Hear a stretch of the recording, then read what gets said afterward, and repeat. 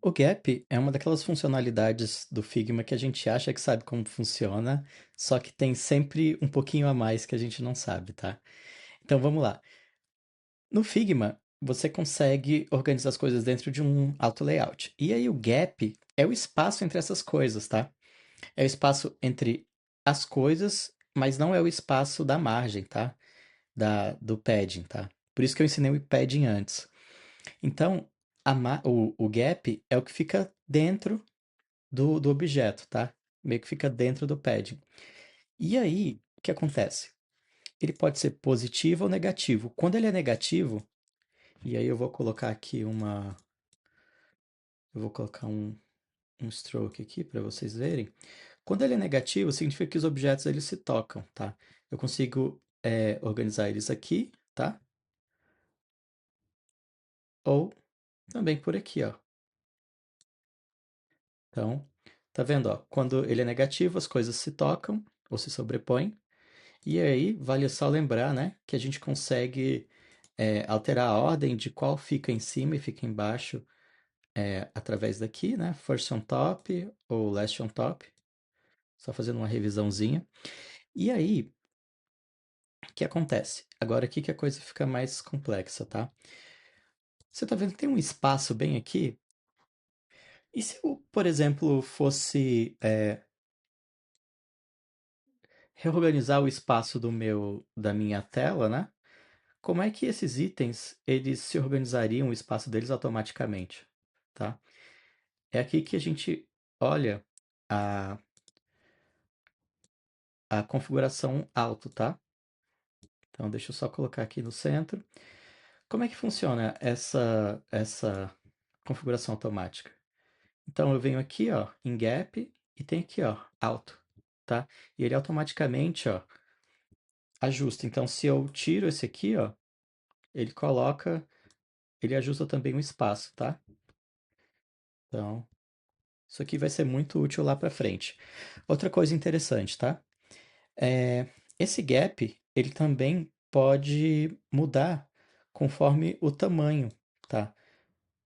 Então, você está vendo que ele se sobrepõe? Mas se eu não quiser que ele se sobreponha, eu quero que ele desça, eu posso vir aqui e aí quando o Figma vê que o espaço está muito pequeno, ele vai mostrar essa opção aqui, ó. Se chama Wrap, tá?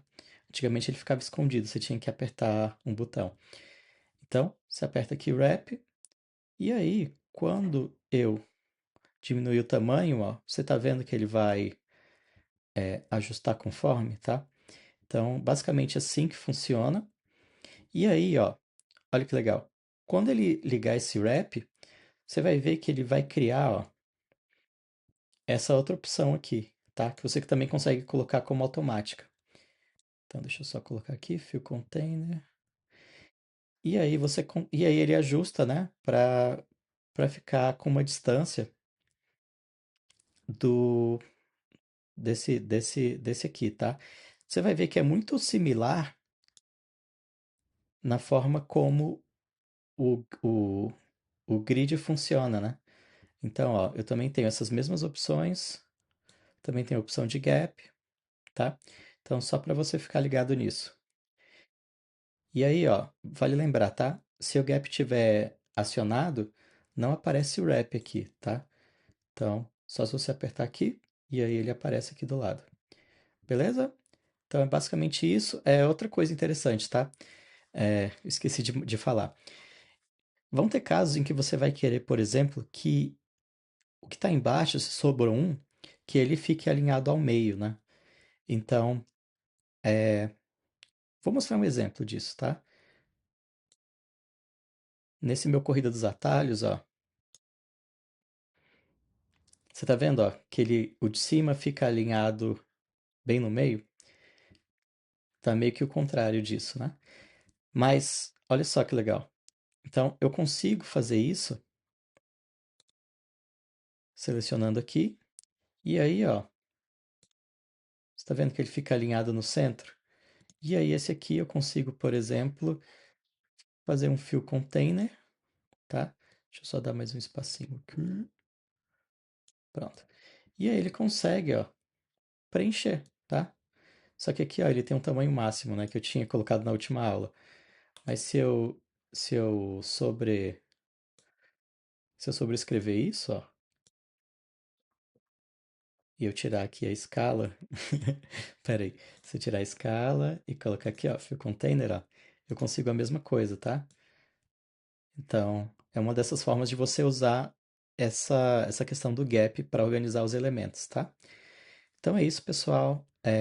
Espero que você tenha aprendido alguma coisa nova também com essa parte do gap.